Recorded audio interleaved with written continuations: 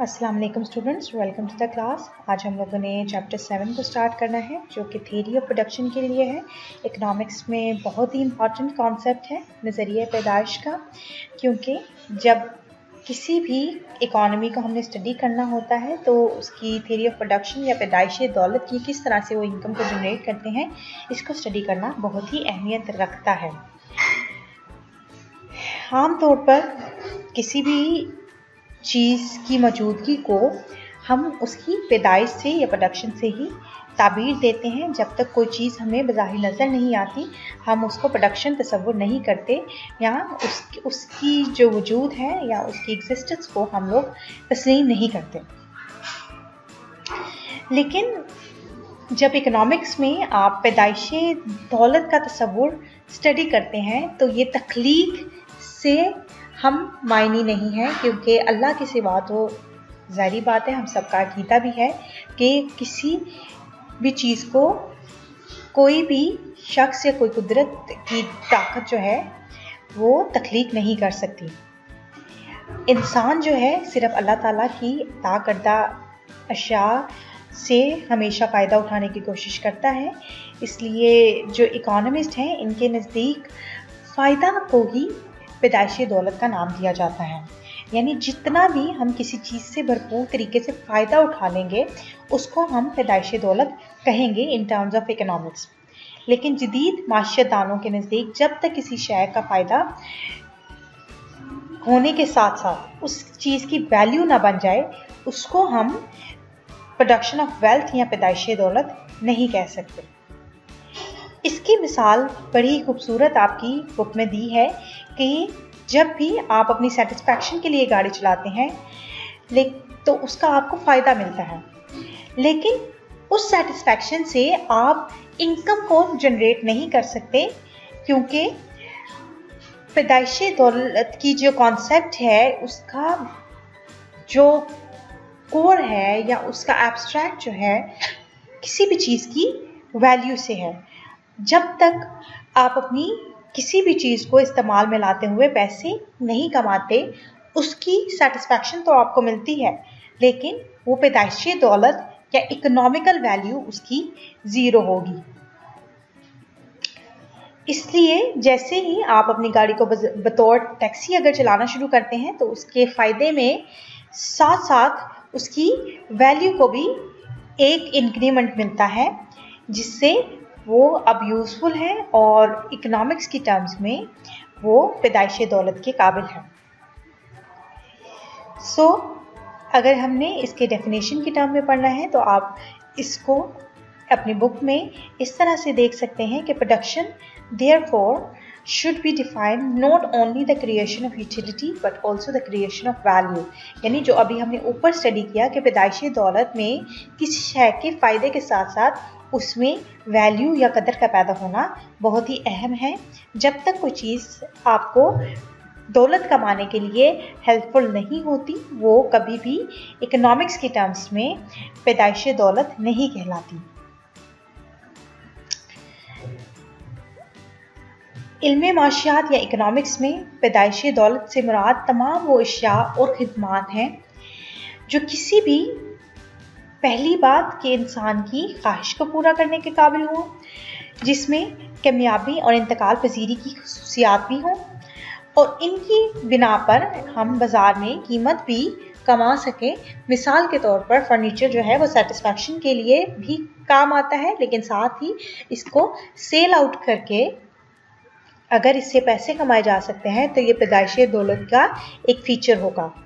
साथ ही कपास, लोहा, लकड़ी या बहुत सारी ऐसी एग्जांपल आप आइडेंटिफाई कर सकते हैं, क्योंकि अब ये सारी माशी अशिया हैं और इनकी शक्ल तब्दील करके हम इनकी वैल्यू को बढ़ा सकते हैं। तो ये सारी जो गुड्स होंगी वो इकोनॉमिक गुड्स कहलाएंगी।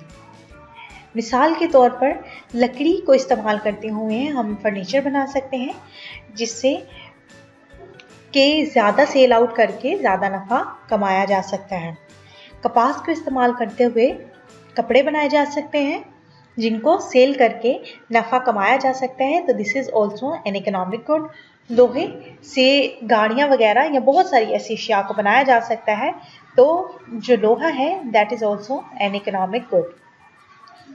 लेकिन जो भी दिमागी सलाहियतें या जिस्मानी काविशें मुआवजे के लिए की जाती हैं वो भी हमारे पैदाइशी दौलत के ज़िम्मे में भी आएगी। कोई भी स्किल आप अपने इस्तेमाल करके अगर पैसे कमाते हैं तो वो भी पैदाइशी दौलत ही कहलाती है। मिसाल के तौर पर डॉक्टर का मरीज़ का इलाज करना, प्रोफेसर्स जो कि पढ़ाते हैं, या किसी भी किस्म का कोई भी काम जो कि आपको पैसे कमाने में हेल्पफुल हो, वो पैदाइशी दौलत कहलाएगा। अब स्टूडेंट्स, क्योंकि हमने पैदाइशी दौलत के बारे में स्टडी किया कि किस तरह से हम चीज़ों को सेल आउट करके या उनको इस्तेमाल करते हुए पैदाइशी दौलत कर सकते हैं, ये भी बात साथ ही साथ अहम है कि वो कौन से फैक्टर्स हैं जो कि इनकी पैदावार में हेल्पफुल होते हैं और उनकी खसूसियात और अहमियत क्या है। सबसे पहले तो जो भी अनासर इस्तेमाल होंगे पैदावार के मरहले में उनको हम इनपुट्स कहेंगे, जिनके इत्तेहाद और बाहमी इश्तराक की बदौलत हमारी ज़रूरत के तमाम तर जो लवाजमात हैं वो तैयार होते हैं, जिनको हम फर्दर सेल आउट करके नफ़ा कमाते हैं। अब तमाम तर ज़रूरियात क्योंकि हमारे मुल्क की हैं, उनको पूरा करने के लिए मुल्क की सतह पर जितने भी वसाइल हमें अवेलेबल होते हैं उनको बराएकार लाया जाता है, जिसमें मेजर फैक्टर्स जो हैं, एक तो हमारी लैंड होती है, दूसरी हमारा ह्यूमन रिसोर्स होता है जिसे हम मेहनत या लेबर कहते हैं, हमारा कैपिटल होता है, हमारा मॉनेटरी रिसोर्स होता है, साथ ही हमारी एंटरप्रेन्योरल रिसोर्सेज या ऑर्गेनाइजेशंस होती हैं। ये तमाम तर जो फैक्टर्स हैं मिलकर किसी न किसी चीज़ की तश्कील में मददगार साबित होते हैं, जिसको हम आगे यूटिलाइज करते हुए अपना रिस्क या दौलत को कमा सकते हैं। इन तमाम तर फैक्टर्स को हम फैक्टर्स ऑफ प्रोडक्शन कहते हैं या एलिमेंट्स ऑफ प्रोडक्शन कहते हैं। ये तमाम तर जो फैक्टर्स हैं इनके बगैर पैदावार जो है वो नामुमकिन है या इनकम्प्लीट कहलाती है। अब पहला फैक्टर जो है वो लैंड है। लैंड क्योंकि वसाइल का पहला और बहुत ही अहम जुज़ भी है। इसके इस्तिलाही मायने को अगर आप देखें तो ये वो ज़मीन होती है जिस पर हम चलते फिरते हैं, खेती बाड़ी करते हैं, या जहाँ पर आप अपनी फॉर्म लगाते हैं, जिससे आप इस्तेमाल करते हुए पैदावारी ज़राए पैदा करते हैं, जिससे आप दौलत कमा सकते हैं।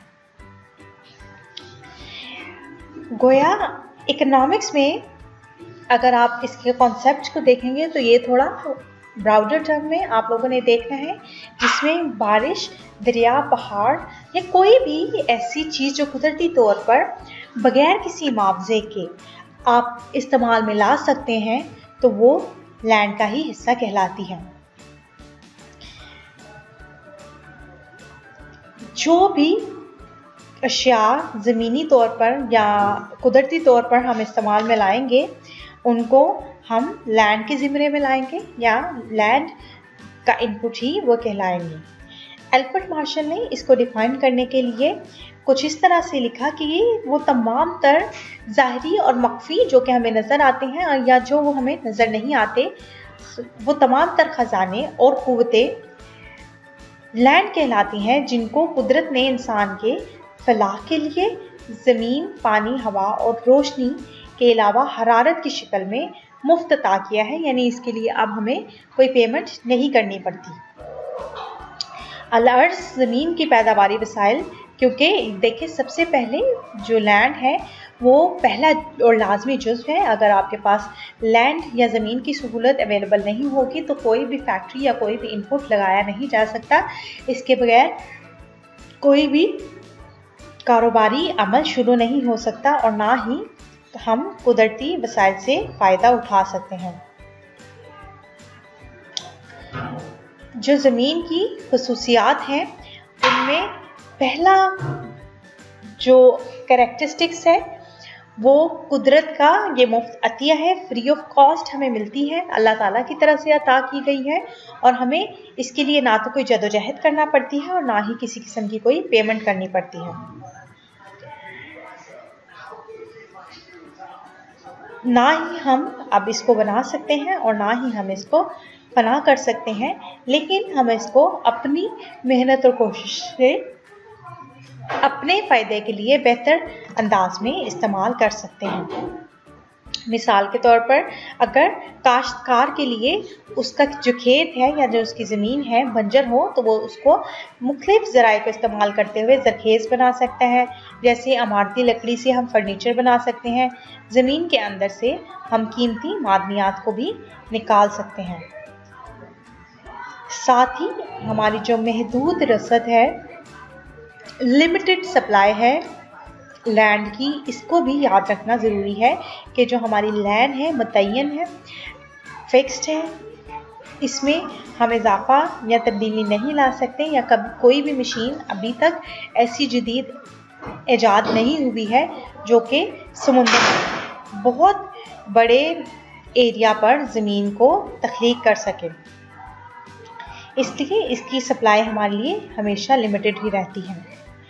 ज़रखेज़ी में फ़र्क है, ज़ाहिरी बात है, ज़मीन के मुख्तलिफ हिस्से मुख्तलिफ तरह से ज़रखेज़ होते हैं, कुछ हिस्से बंजर होते हैं, कुछ हिस्से पहाड़ों पर मुश्तमिल होते हैं, कुछ मैदानी इलाकों पर मुश्तमिल होते हैं, तो हर लिहाज से इसकी ज़रखेज़ी में फ़र्क होता है। क्योंकि ज़मीन बहुत बड़े एरिया पर मौजूद है, इसलिए इसके महल्ले वक़ू में भी बहुत ज़्यादा फ़र्क पाया जाता है। इसके इर्द गिर्द का माहौल भी बहुत मुख्तलिफ है। ज़मीनें शहरों और मंडियों और बंदरगाहों में मुख्तलिफ होती हैं, इसलिए हर मुख्तलिफ जगह पर मुख्तलिफ अंदाज में हम लोगों ने अपने कारोबारी मफादात को बढ़ाने के लिए मुख्तलिफ अंदाज में इनपुट्स को लगाना होता है, ताकि भरपूर अंदाज से हम ज़मीनी वसाइल का फ़ायदा उठा सकें। अदम इंतकाल पजीरी है, क्योंकि ज़मीन को एक जगह से दूसरी जगह तो मुंतकिल नहीं किया जा सकता, इसलिए हम अगर ज़मीन बंजर या नाकाबिले काश्तकार होगी तो इलाके को मुंतकिल नहीं कर सकते, उसको ही कोशिश करके ज़रखेज़ व काबिले काश्त बना सकते हैं। अदरवाइज़ अपना जो इनपुट है हमें उसको चेंज करना पड़ेगा, या अपनी जो तरीक़ेकार हैं पैदावार के उसमें तब्दीलियाँ लानी होंगी। एफिशिएंसी में भी डिफरेंस होता है, इस्तेदाद कार में फ़र्क इसलिए होता है क्योंकि इंसान अपनी कोशिशों से कुदरत के साथ मुकाबला नहीं कर सकता। अपनी मेहनत और लगन से वो उसको इम्प्रूव तो कर सकता है, लेकिन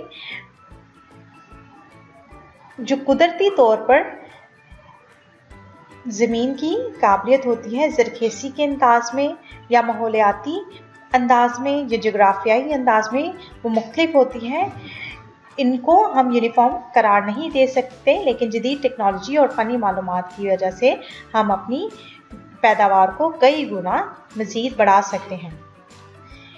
साथ ही ज़मीन क्योंकि एक नॉन एक्टिव फैक्टर है, इसके ऊपर जो है आप अपनी काबिशें लगा सकते हैं, टेक्नोलॉजी का इस्तेमाल कर सकते हैं, लेकिन ज़मीन बज़ाहिर हरकत करके आपको पैदावार नहीं दे सकती। ये एक बेसिक फैक्टर है जो कि अभी हमने ऊपर भी पढ़ा है कि इसके बगैर हम तसव्वुर नहीं कर सकते किसी भी कारोबारी सलाहियत का। इसमें देर पा सलाहियत भी है, अल्लाह ताला की तरफ से हमें अता की गई है, इसलिए अगर कोई भी टुकड़ा बमबारी या किसी भी नागहानी सूरत से तबाह भी हो जाए तो इसे दोबारा काश्त के काबिल बनाया जा सकता है, क्योंकि ये कभी भी फना नहीं हो सकती। इसमें अज़ली और गैर फना पजीर सलाहियतें मौजूद होती हैं अकॉर्डिंग टू डेविड रिकार्डो। ज़मीन की अहमियत का अंदाज़ा हम इसकी खसूसियात से ही लगा सकते हैं कि यह हमें पहली चीज़ के खुराक मुहैया करती है, मुख्तलिफ सनतें हम इस पर लगाते हैं, हमें इक़्तिसादी तरक्की में बहुत ही ज़्यादा मददगार साबित होती है, और इससे तमाम तर जो ज़राए हमें हासिल होते हैं वो हमें मज़ीद मुनाफ़ा कमाने में मददगार साबित होते हैं। ये हमें रास्ते फराहम करती है, साथ ही किसी भी मुल्क में कौमी तरक्की का भी ज़रिया है।